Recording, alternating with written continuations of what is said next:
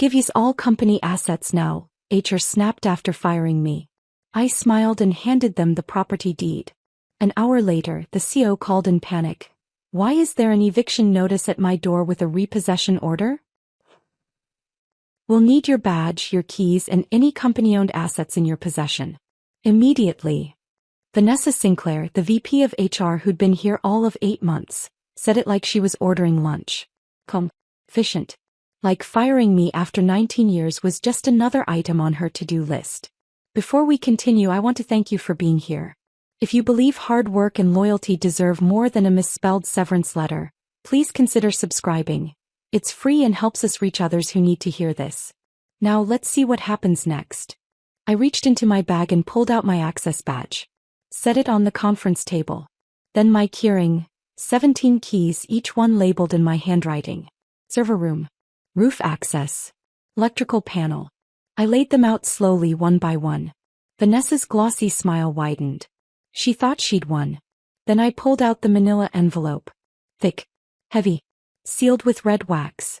I slid it across the table. You want all company assets? I said. Here's the deed to the building. The color drained from her face. What are you talking about? She whispered. I leaned back in my chair. You're sitting in it right now. And your lease expired 2 weeks ago. The lawyer next to her grabbed the envelope, ripped it open, and his hands started shaking. My name is Elena Frost. And I'm about to teach this company what happens when you forget who actually owns the ground you're standing on. But let me back up. Because this story doesn't start in conference room C with Vanessa's fake sympathy and a misspelled severance letter. It starts at 6:30 this morning, 3.5 hours before they decided to throw me away like yesterday's coffee grounds. I arrived at Titan Dynamics the same way I had for 19 years. Early, alone, and carrying a toolbox that was older than most of the employees here. My thermos of black coffee sat in the cup holder of my truck, still steaming. The parking lot was empty except for the CEO's Tesla, which was always here.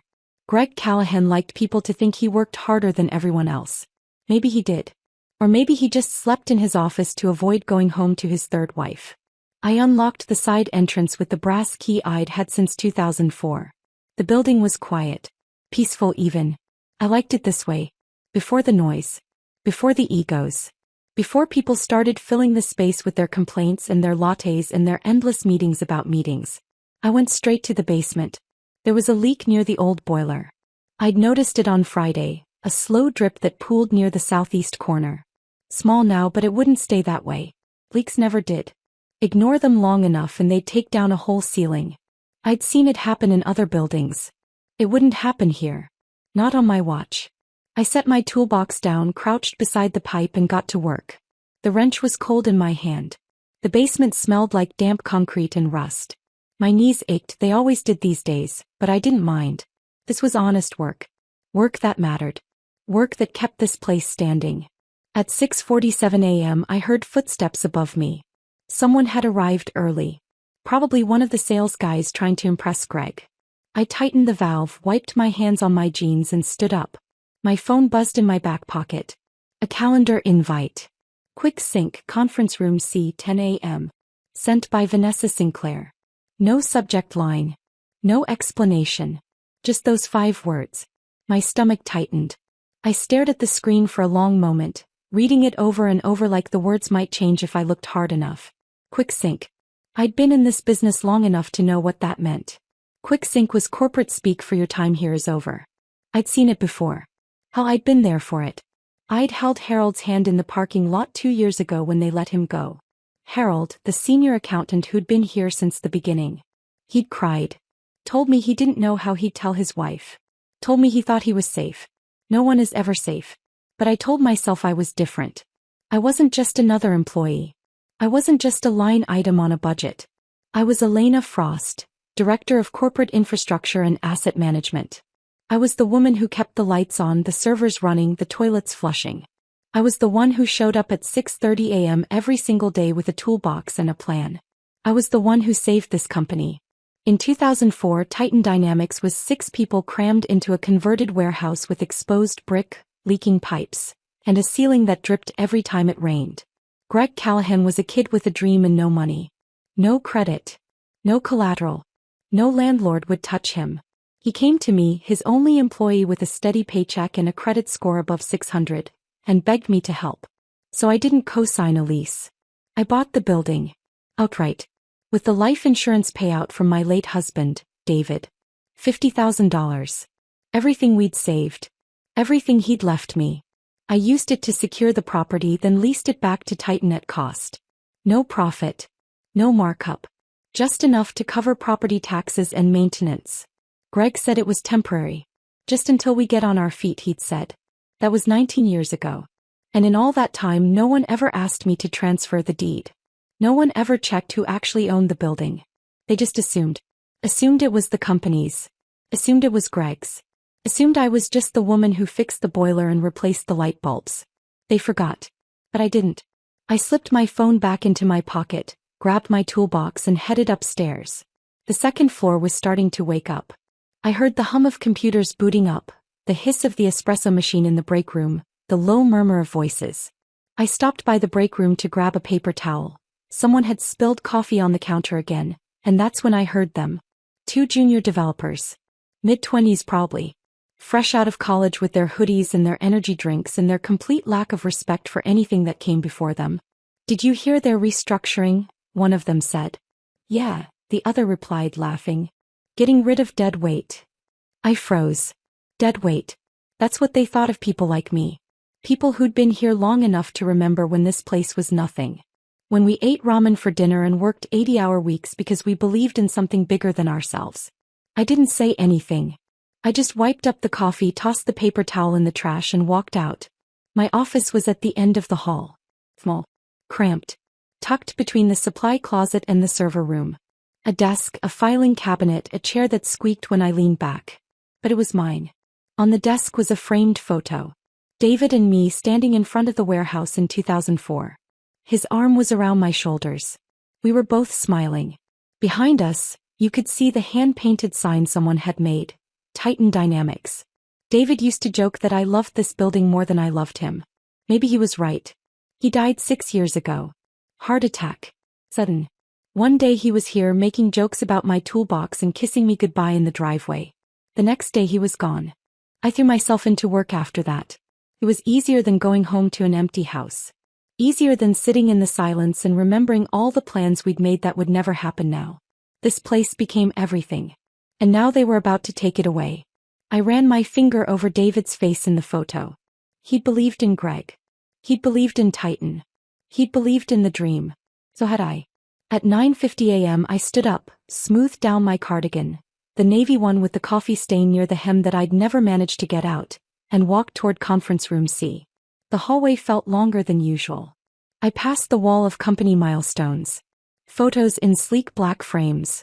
Ribbon-cutting ceremonies. Award presentations. Team retreats in the mountains. Greg shaking hands with investors. Vanessa Sinclair smiling in her designer blazer at some corporate gala. I wasn't in any of them. I was always behind the camera. Making sure the lights worked. Making sure the projector didn't die halfway through the keynote. Making sure someone remembered to order lunch. Invisible. I reached the door to conference room C and paused. Through the frosted glass I could see 2 silhouettes. Vanessa. And someone else. A man in a suit. My chest tightened. I took a breath. Smoothed my cardigan one more time. And pushed the door open. The room smelled like stale air and bad decisions. Fluorescent lights buzzed overhead. Vanessa sat on one side of the long table, perfectly composed, her nails glossy and folded in front of her. Next to her was the man in the suit, mid-40s, slicked back hair, expensive watch, dead eyes. A lawyer. Elena, Vanessa said, her voice warm and fake. Thanks for coming in. Please have a seat. I didn't move. She gestured to the chair. Really? Sit. I stayed standing. Her smile twitched. Elena, we wanted to have a conversation with you about some strategic adjustments we're making. Strategic adjustments. Corporate speak for you're done here. You're firing me, I said. She hesitated. Just for a second. Then she pushed a folder across the table. We prefer to call it a mutual separation. We're offering 3-month severance, benefits through October, and a non-disclosure agreement. We think it's fair. I pulled the folder toward me and opened it. The first page was a severance agreement. Standard. Pulled. The second page was a letter. Dear Miss Frost. I stopped reading. Frost. 19 years. And they couldn't even spell my name right. I closed the folder. That's when the lawyer spoke. We'll need your badge, your keys, and any company-owned assets in your possession. Immediately. And that's when I knew. They had no idea what they'd just done. I reached into my bag. Fully. Deliberately. And I handed them everything they asked for. Including the one thing they never knew I had. The lawyer stared at the deed like it might bite him. His hands trembled slightly as he flipped through the pages. County seal. Notary stamp. My signature at the bottom, dated and recorded. All of it official. All of it legal. All of it mine. Vanessa leaned over his shoulder, her glossy nails tapping against the table. This can't be right, she muttered. There has to be some mistake. There's no mistake, I said. The lawyer looked up at me, his face pale. You're saying you own this property? I'm saying exactly that. He cleared his throat, straightened his tie, tried to regain composure. Miss Frost, even if this document is legitimate, you can't simply evict a sitting tenant without proper notice and legal process. I leaned forward. Oh, I gave notice, I said. 3 times actually. June 10th. June 25th. July 10th. All sent via email to Greg Callahan, to your finance department, and to facilities. Subject line. Lease renewal required. Action needed by July 15th. I have read receipts for all 3. Vanessa's face went from pale to flushed. That's impossible. We would have. Would have what? I interrupted. Would have responded. Would have taken it seriously. You didn't. You ignored them. And now your lease is expired. As of August 15th, you've been operating without a valid agreement. The lawyer flipped through the deed again, scanning the fine print. I could see the moment it clicked. His jaw tightened. His eyes narrowed. Section 9B, he said quietly. That's right, I replied. Renewal of lease term requires written notice from the lessee no later than 30 days prior to expiration. You missed it. Which means I have the legal right to terminate tenancy and reclaim my property. Vanessa's hands were shaking now. She pulled out her phone, scrolling frantically.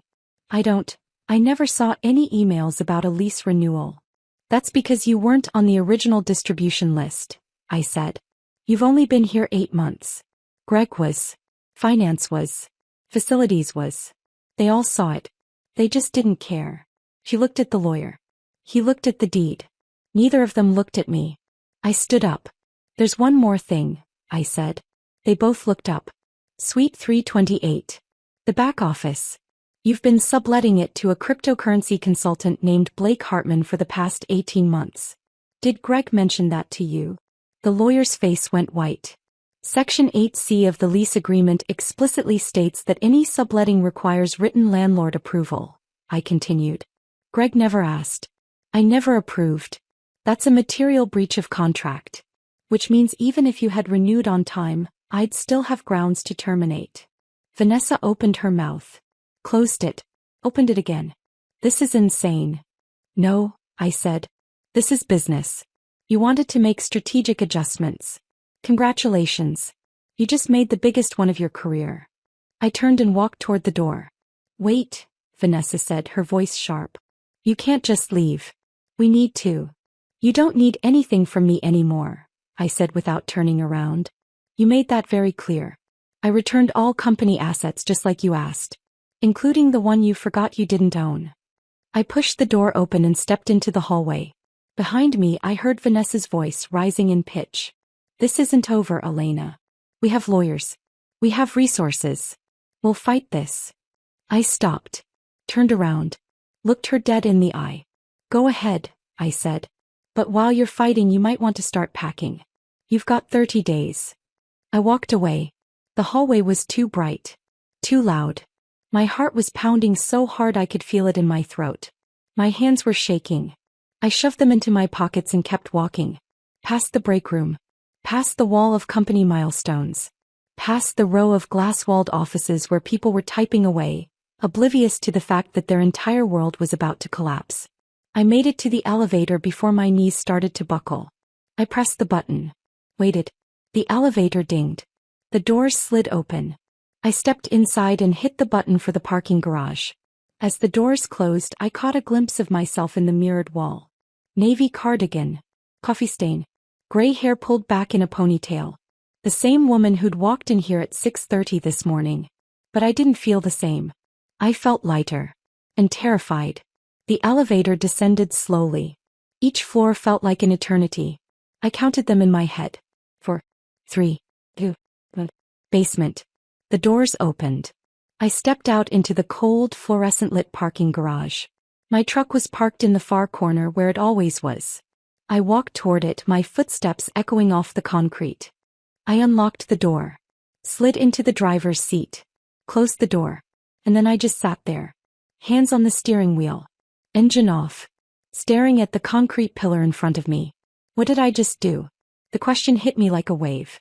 I'd just evicted an entire company. 230 employees. People with families.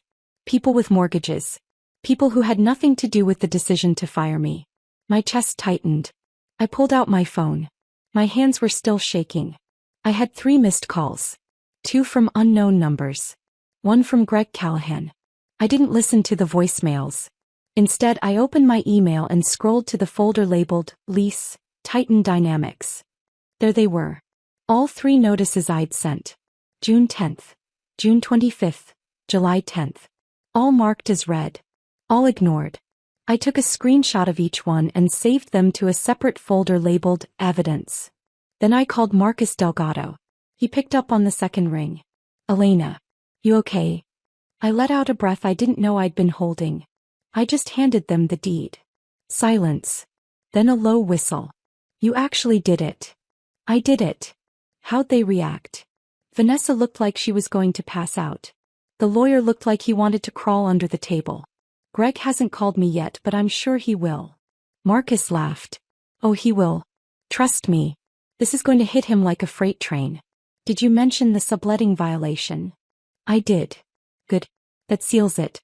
Even if they try to fight the eviction, we've got them on breach of contract. They're done, Elena. You won. I stared at the concrete pillar. Well, didn't feel like winning. It felt like free falling. Marcus, what if I just made the biggest mistake of my life? He was quiet for a moment. Then he said, You didn't. How do you know? Because you're not the one who made the mistake. They did. 19 years ago when they forgot to ask who owned the building. 2 months ago when they ignored your lease renewal notices. This morning when they fired you and demanded you hand over company assets. They made the mistake, Elena. You're just making them pay for it. I closed my eyes. I filed the eviction notice this morning, Marcus continued. It'll be delivered within the hour. They'll get the email and the physical copy. After that, they've got 30 days to vacate. If they try to fight it, we go to court. But trust me, no judge is going to side with them. Not with the paper trail we've got. Okay, I said quietly. You did the right thing. Yeah. I mean it, Elena. You did. I thanked him and hung up. Then I sat there in the silence, listening to my heartbeat slow down. My phone buzzed. A text from an unknown number. You just made a huge mistake. I stared at it. Then I blocked the number. Another buzz. Different number. Greg wants to talk. Tomorrow. His office. I didn't reply. I started the engine, put the truck in reverse and pulled out of the parking spot. As I drove up the ramp toward the exit, I glanced in the rearview mirror. The building stood behind me, tall and solid. The building I'd saved. The building I'd loved. The building that had been my second home for 19 years. It wasn't mine anymore. Not emotionally. But legally, it always had been. I turned onto the street and drove away. And for the first time in years, I didn't look back. I pulled into my driveway just after noon. The house looked exactly the same as it had when I left this morning. Small, quiet, ordinary. A ranch-style home in Littleton with beige siding and a front porch that needed repainting. David and I bought it in 1998. 26 years ago. Back when we thought we had all the time in the world. I turned off the engine and sat there for a moment, staring at the front door. My hands were still shaking. I gripped the steering wheel tighter, trying to steady them. Trying to steady myself. What did I just do? The question had been circling in my head since I left the parking garage. It followed me through every red light, every turn, every mile between downtown Denver and home. I'd just evicted an entire company. 230 employees. People with families. Mortgages. Kids in college. People who had nothing to do with the decision to fire me. My chest tightened. I grabbed my bag, got out of the truck and walked to the front door. My keys jingled in my hand. I unlocked the door and stepped inside. The house was too quiet. It always was. I set my bag down on the kitchen table and looked around. Same furniture. Same curtains. Same framed photos on the mantel. David and me on our wedding day. David and me at the Grand Canyon.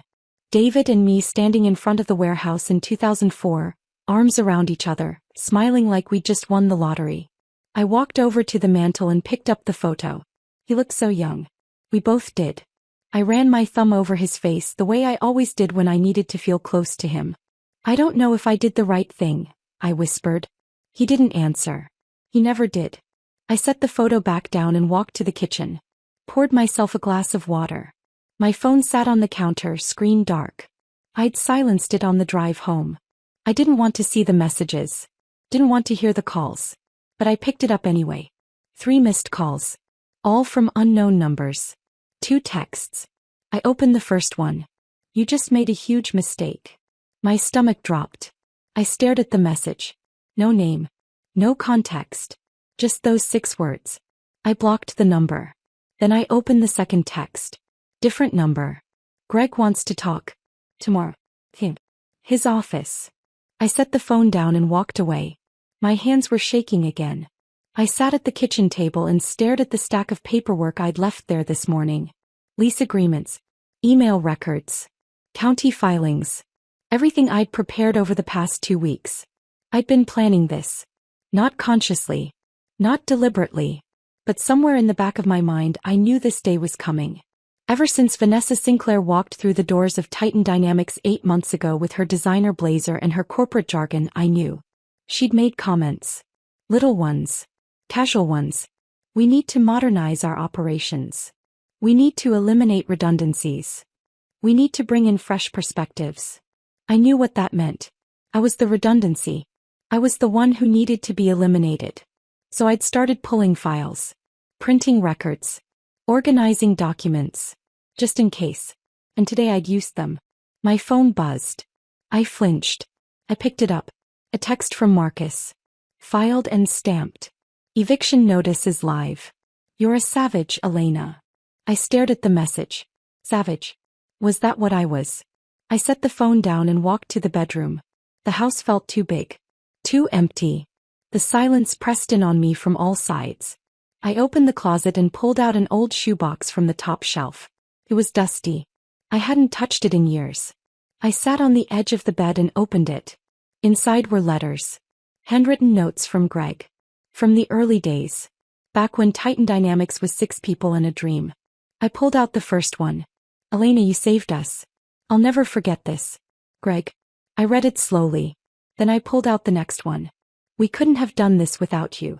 You're the heart of this company. G. And the next. Your family, Elena. Boys. Greg. Family.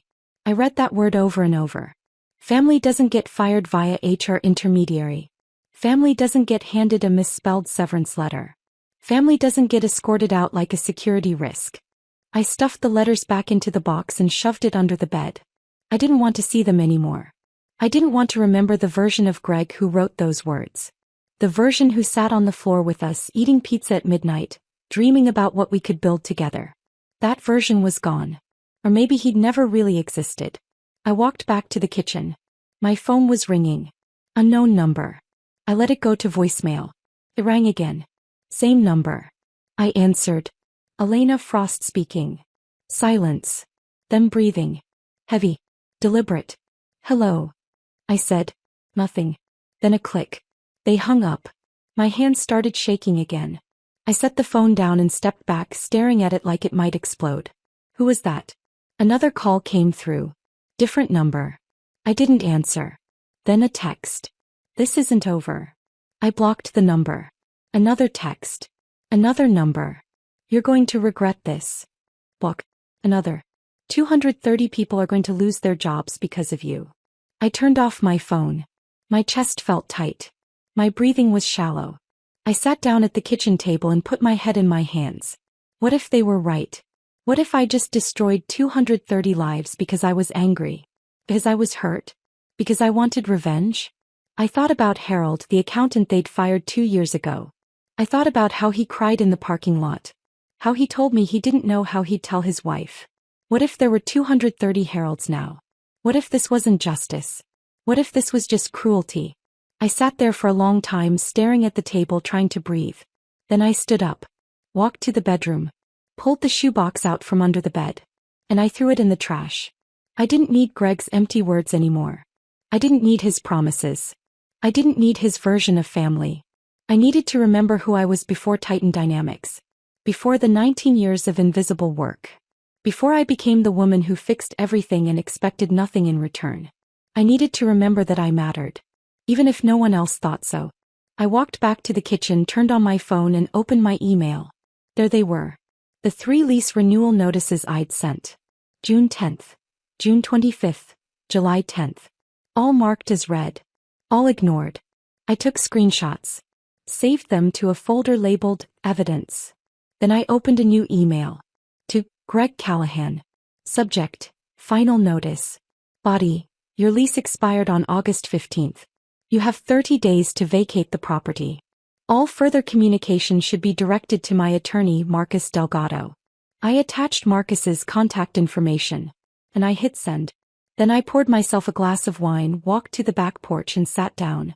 The sun was starting to set. The sky was streaked with pink and orange. The air smelled like pine in late summer. I took a sip of wine. My hands had stopped shaking. For the first time all day I felt like I could breathe. I didn't know what tomorrow would bring. But tonight I was still standing. And that was enough. I woke up to the sound of my phone vibrating against the nightstand. At first I thought I was dreaming. But the buzzing didn't stop. It kept going, relentless, like a swarm of bees trapped in a jar. I reached over and grabbed the phone, squinting at the screen in the dark. 5:30 a.m. 12 text messages. 7 missed calls. 3 voicemails. All from numbers I didn't recognize. A few from Greg. 1 from Vanessa. I set the phone down and stared at the ceiling. I turned it back on last night. Sometime after the wine. Sometime after I threw Greg's letters in the trash. I couldn't remember exactly when. I just remembered needing to know. Needing to see what would happen next. Now I knew. Panic. I sat up, swung my legs over the side of the bed and stood. My body ached. My head felt heavy. But my hands were steadier than they'd been yesterday. I walked to the bathroom, splashed cold water on my face and looked at myself in the mirror. Same face. Same gray hair. Same tired eyes. But something was different. I felt resolved. I got dressed, jeans, a plain gray sweater, my old sneakers, and walked to the kitchen. Made coffee. The smell filled the house, warm and familiar. I sat at the table and picked up my phone. I didn't listen to the voicemails. Didn't read the texts. I just scrolled through the list of missed calls, watching the timestamps roll by. 8:47 p.m., 9:15 p.m., 10:03 p.m., 11:34 p.m., 2:18 a.m. They'd been calling all night. Good. I took a sip of coffee and called Marcus. He picked up on the first ring. Elena. You okay? They're panicking, I said. He laughed. A deep rumbling sound. Yeah, I'd say so. Greg's lawyer called me last night. Around 10:30. Threatened to sue. Claimed you were acting in bad faith. Claimed the eviction was retaliatory. And I told him to read the lease agreement and call me back when he found a legal leg to stand on. Did he call back? Nope. I smiled. Elena, they don't have a case, Marcus continued. The lease expired. They missed the renewal deadline. You gave notice. Everything's documented. They're scrambling because they know they screwed up. I stared into my coffee. What if they find something? Some loophole. They won't. Trust me. I've been doing this for 30 years. This is as airtight as it gets. I let out a breath I didn't know I'd been holding. Meet me at the diner, Marcus said. I've got the delivery confirmation. You'll want to see it. The diner was a small place on the edge of downtown. Worn booths, checkered floors, and a waitress named Betty who'd been working there since the 80s. Marcus and I had been meeting here for years. It was neutral ground. Quiet. Safe. He was already sitting in a corner booth when I arrived. a manila folder in front of him and a cup of coffee in his hand. I slid into the seat across from him. "Morning," he said, sliding the folder toward me. "Eviction notice was delivered yesterday at 9:04 a.m. signed for by the receptionist. Greg got his personal copy at 9:47 a.m. I opened the folder. Inside was a photocopy of the signed delivery receipt. The receptionist's signature was barely legible, but it was there. Visual.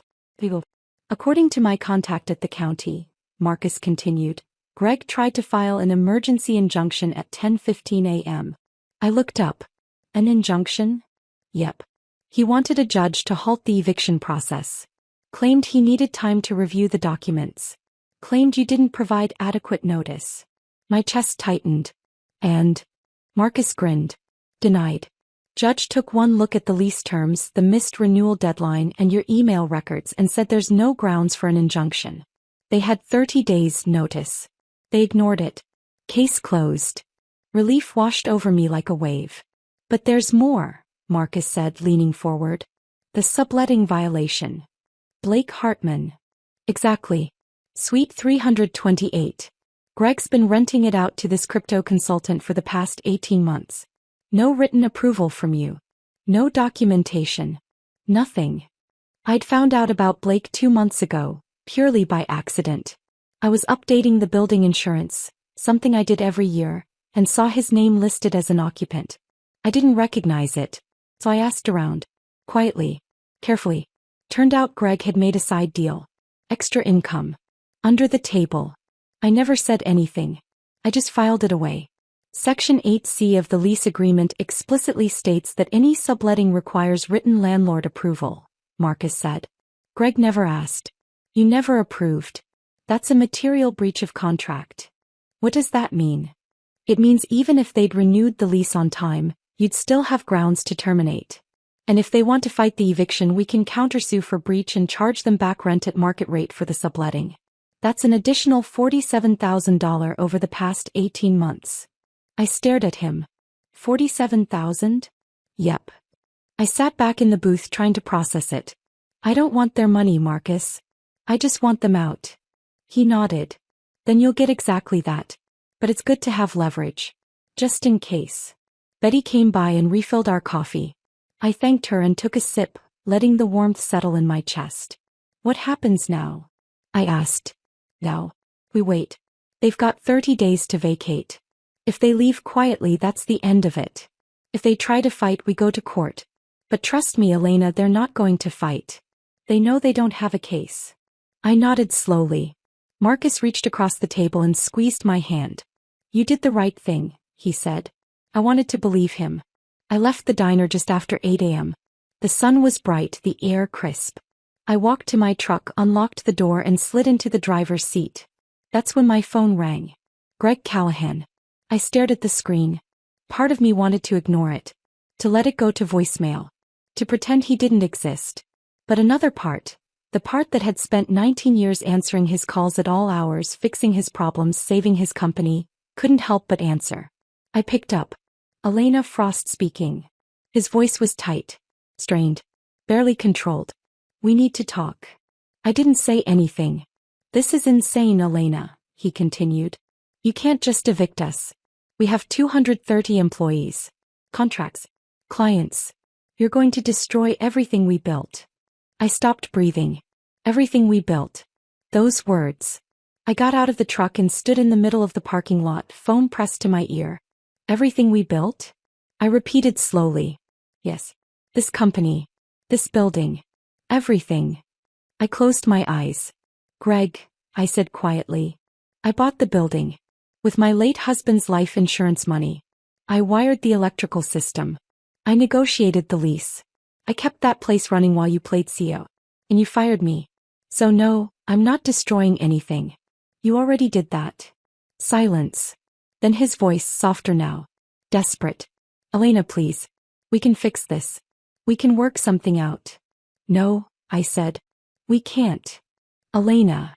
I hung up. My hands weren't shaking anymore. I stood there in the parking lot, phone in my hand, staring at the sky. The sun was bright. The air was cool. And for the first time in 19 years, I felt like I wasn't carrying the weight of the world on my shoulders. I got back in the truck, started the engine, and drove home. And I didn't look back. When I got home, I locked the door behind me and stood in the entryway for a long moment, just breathing. The house was quiet. Too quiet. I walked to the kitchen, set my keys on the counter, and poured myself a glass of water. My phone sat next to the sink, screen dark. I'd silenced it after hanging up on Greg. I didn't want to hear it ring. Didn't want to see his name flash across the screen again. For 2 days I didn't leave the house. I organized my paperwork, filed receipts, watered my plants, cleaned the kitchen until the counters gleamed. I did anything I could to keep my hands busy and my mind quiet. But on the 3rd day everything changed. I was sitting on the couch folding laundry when I heard a knock at the door. I froze. No one ever came to my door. Not anymore. Not since David died. I set down the laundry and walked to the window, peeking through the curtain. It was Carol, my neighbor from 2 houses down. She was holding her iPad and waving at me through the glass. I opened the door. "Elena," she said, slightly out of breath. "You need to see this." She pushed past me into the living room and sat on the couch, tapping frantically at her iPad. "Carol, what's going on?" She turned the screen toward me. It was a news article. Local outlet. The headline read, "Tech firm faces eviction after firing longtime employee who owned the building." My stomach dropped. There was a photo. The eviction notice. Fluorescent orange. Zip tied to the front door of Suite 300. I stared at it. "Scroll down," Carol said, her eyes wide. "Look at the comments." I took the iPad from her hands and scrolled. "Imagine firing the person who owns your building. What idiots. CO is a complete moron. She's a legend. I hope she takes them for everything. This is the most beautiful revenge I've ever seen." There were hundreds of them. Maybe thousands. I handed the iPad back to Carol. "Is this you?" she asked, her voice soft. I nodded. She set the iPad down and hugged me. Tight. Like she was afraid I might disappear. "Good for you, honey," she said. "Those corporate jerks deserve it." I smiled. But inside I felt something twist. Pride. And unease. This was bigger than I thought. That afternoon my phone started ringing again. I'd turned it back on to check my email, and within minutes the calls started flooding in. The first one was from a reporter. "Jessica Lai. Denver Post. Miss Frost, I'd love to get your side of the story. This is a huge public interest piece. People are calling you a hero."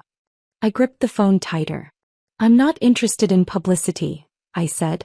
"This is a private legal matter." "I understand," she said, her voice warm and persuasive. "But the public is very interested.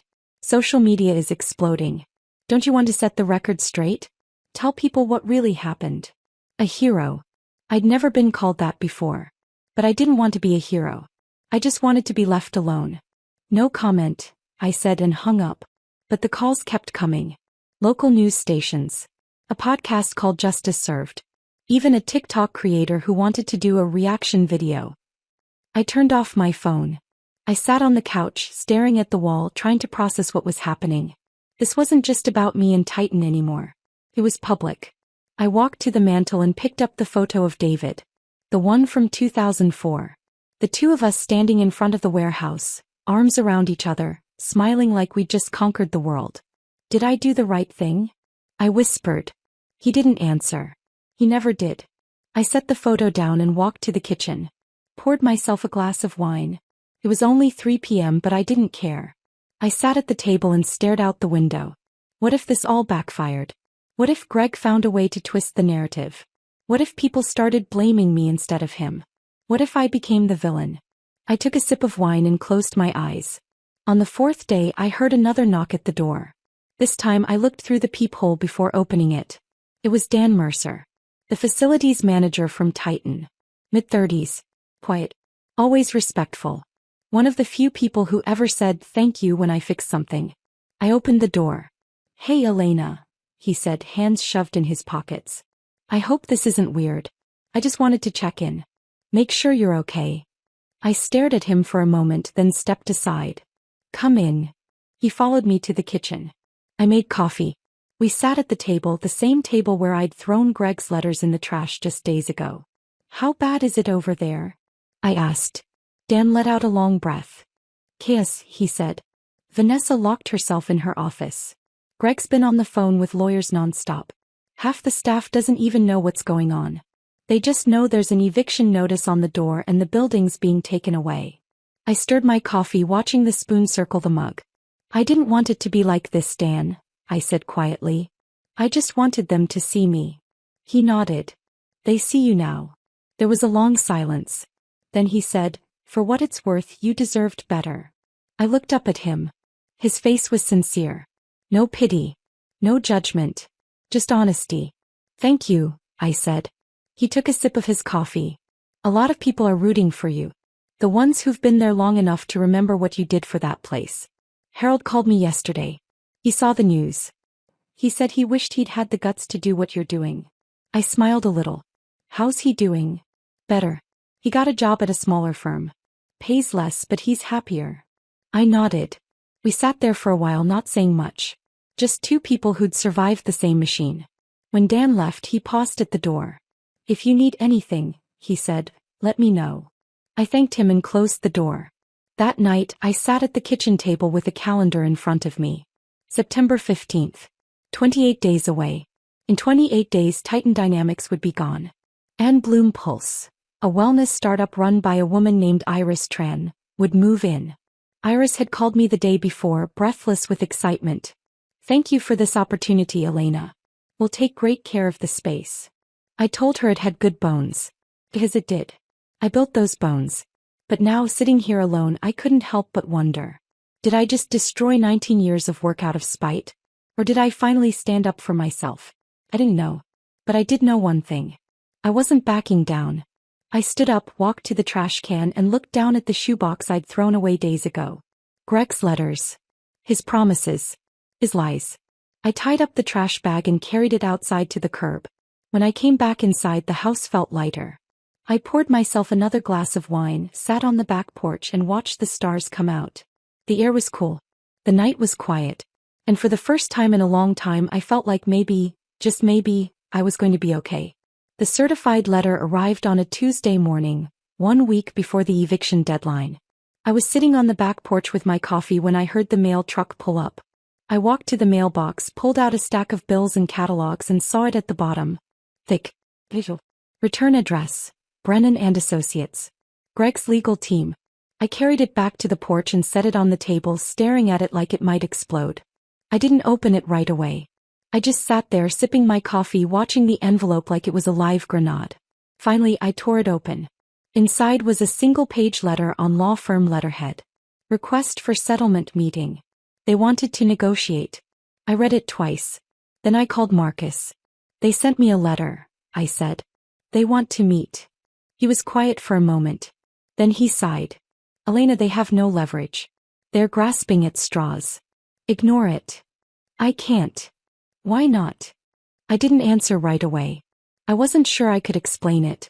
Because part of me, the part that had spent 19 years caring about that company, about those people, wanted to hear what they had to say. I just need to hear it, I said finally. Marcus sighed again. Fine. But we do it on our terms. Neutral location. My office. And I'm in the room with you. Okay. And Elena? Yeah. Don't let him guilt you into anything. The meeting was scheduled for Thursday afternoon at 2 p.m. I spent the morning pacing my living room, second-guessing myself. What if this was a mistake? What if Greg twisted my words? What if he recorded the conversation and used it against me? But I'd already agreed. And I wasn't backing out now. Marcus's office was on the 3rd floor of a gray building downtown. Clean. Professional. The kind of place that smelled like leather and old books. I arrived 10 minutes early. Marcus was waiting for me in the lobby. You ready? He asked. No. He smiled. Good. That means you're thinking clearly. We walked to the conference room. It was small. A long table. 6 chairs. A window overlooking the street. And Greg. He was already there. Sitting at the far end of the table. Alone. No Vanessa. No lawyer. No entourage. Just him. He looked terrible. Unshaven. Bags under his eyes. Suit wrinkled like he'd slept in it. His tie was loose, his collar unbuttoned. He looked like a man who hadn't slept in days. I sat down across from him. Marcus sat next to me, folder in hand, pen ready. Greg didn't look at me right away. He just stared at his hands folded on the table in front of him. The silence stretched. 1 minute. 2. Finally he looked up. I'm sorry, Elena. I blinked. I wasn't expecting that. He took a breath and then he started talking. And he didn't stop for 20 minutes. He told me about the pressure from investors. The board meetings where they pushed for young leadership and modern operations. He told me Vanessa had convinced him that restructuring was necessary. That my salary was too high for someone in operations. That they needed to trim the fat to stay competitive. He actually used those words. Trim the fat. My jaw tightened. I fought for you at first, he said, his voice strained. I told them you were essential. That you'd been here from the beginning. But then they showed me the numbers. And the numbers didn't add up. And he paused, rubbing his face. I thought you'd understand. I thought you'd be okay. You've always been okay. I leaned forward. I was okay because I made myself okay, Greg, I said slowly. Because I had no choice. Because no one else was going to take care of me. But you had a choice. And you chose wrong. He looked down at his hands again. I know, he said quietly. Another long silence. Then he straightened up, pulled a folder from his briefcase and slid it across the table. I want to make this right, he said. I opened the folder. Inside was a formal offer letter. Purchase agreement, 1140 Larimer Street. Offer price, $3.20 million. I stared at the number. $3.2 million. More money than I'd ever had. More than David's life insurance. More than my retirement savings. Enough to live comfortably for the rest of my life. We'll buy the building from you, Greg said. Market rate. Full price. Plus a public statement crediting you for Titan's success.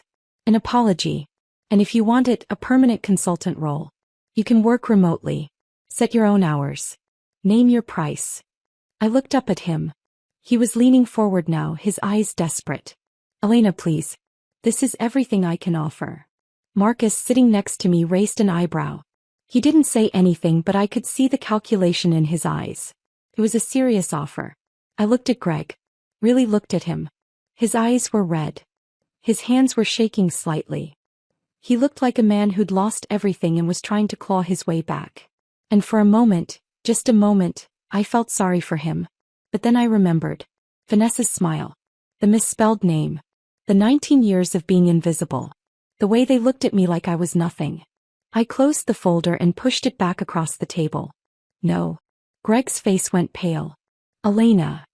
No, I said again, my voice steady. We have 230 employees, he said, his voice rising. Families. Kids in college. Mortgages. If we lose this building, we lose everything. Clients will pull out. Investors will walk. The company will collapse. I stood up. Then you should have thought about that before you fired me. Elena, please. I turned toward the door, then stopped. I looked back at him. You want to know the worst part, Greg? I said quietly. I would have helped you. If you just asked. If you treated me like a person instead of a line item on a budget. But you didn't. So now you get to learn what it feels like to be expendable. I walked out. Marcus followed me into the hallway. You sure about this? He asked. I nodded. I've never been more sure of anything in my life. We stood in the hallway for a moment, the door to the conference room closed behind us. I could hear Greg inside talking on his phone. His voice was muffled, but I could hear the desperation. Marcus looked at me. That was a lot of money, Elena. I know. You could have lived comfortably for the rest of your life. I know. He studied my face. Then he nodded. Good, he said. Because you're worth more than $3 million. You always were. I let out a breath I didn't know I'd been holding. We walked to the elevator. Rode down in silence. When we stepped out onto the street, the sun was bright. The air was cool. What now? Marcus asked. I looked up at the sky. Now. I said. We finish this. He smiled. Damn right we do. I got in my truck, started the engine and drove home. And for the first time since this all started, I didn't feel guilty. I felt free. September 15th arrived like any other day. The sky was overcast. The air smelled like rain. I woke up at 6 a.m., made coffee and stood at the kitchen window staring out at nothing. Today was the day. I got dressed, jeans, a plain sweater, my old sneakers, and grabbed my keys. I didn't have to go downtown. I didn't have to watch. But I needed to see it. Needed to witness the ending I'd set in motion.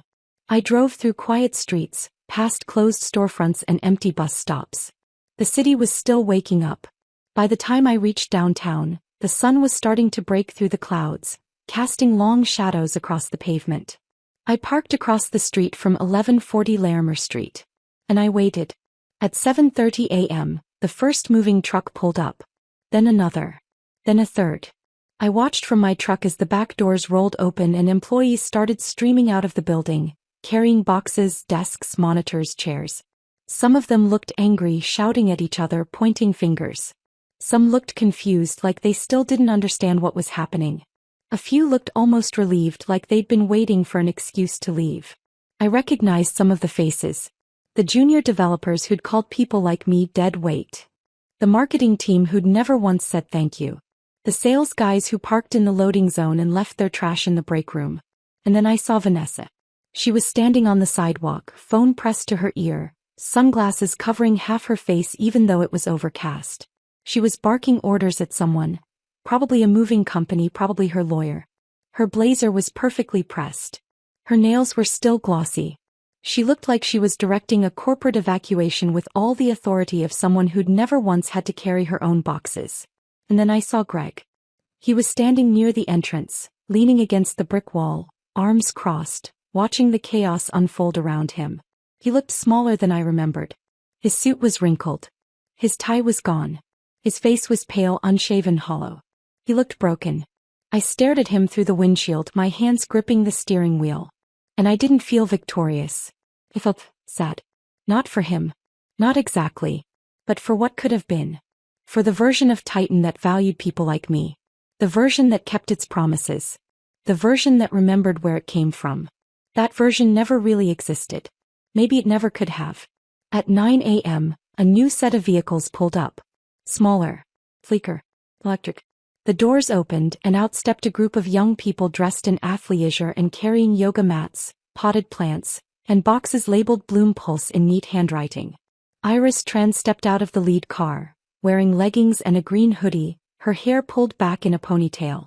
She looked around, eyes bright, smiling like she'd just walked into a dream. She saw me sitting in my truck and waved. I waved back. She walked over, crossing the street with a bounce in her step. I rolled down the window. "Elena," she said, breathless. "This is so exciting. We're already planning the layout. Meditation corner in the lobby, Himalayan salt lamps in the break room, soft green paint on the walls. It's going to be beautiful." I nodded. "I'm sure it will be." She paused, her smile softening. "I read about what happened. With the previous tenants. I'm sorry you had to go through that." I shrugged. "I'm not sorry. Not anymore." He studied my face for a moment, then smiled again. "Good. You deserve better." I watched her walk back across the street, rejoining her team as they started unloading boxes and laughing, talking about paint colors and furniture placement. And for the first time in weeks I felt something close to peace. At 11 a.m. my phone buzzed. A text from Dan. "It's done. Building's clear. Greg left 20 minutes ago. Didn't say a word to anyone." I stared at the message. It's over. Titan Dynamics was gone. I should have felt relieved. Victorious. Free. Instead I just felt hollow. I started the engine and drove away. I didn't go home right away. Instead I drove to a small park on the edge of downtown. It was quiet. Empty. Just a few benches overlooking the city skyline. I sat down and stared at the buildings in the distance, the glass towers reflecting the gray sky. My phone rang. I looked at the screen. Diane. My sister. I almost didn't answer. But then I did. "Elena," she said. "I just saw the news. Are you okay?" I let out a long breath. "I don't know. Tell me what happened." So I did. I told her about the firing. The eviction. The settlement offer Greg had made. The $3 million I turned down. She was quiet for a long time. Then she said, "I'm proud of you." I blinked. Felt tears sting the corners of my eyes. Yeah. You stood up for yourself. That takes guts. I wiped at my eyes. It doesn't feel like guts. It feels like I just burned down everything I built. No, she said firmly. You didn't build that company, Elena. You built the foundation. There's a difference. And they forgot that. So you reminded them. We talked for an hour. About David. About the early days of Titan. About the years I'd spent being invisible. About the future. It was the longest conversation we'd had in years. When I hung up, I felt lighter. Not happy. Not victorious. Just lighter. That evening, I drove back to 1140 Larimer Street one last time. The building was quiet now. The moving trucks were gone. The lights inside were dim. Bloom Pulse had locked up for the night. I parked in the same spot I'd been in that morning and got out of the truck. The air was cool. The street was empty. I walked across the pavement, past the entrance, past the loading dock, and stopped at the parking spot near the back. The spot where Greg used to park his Tesla.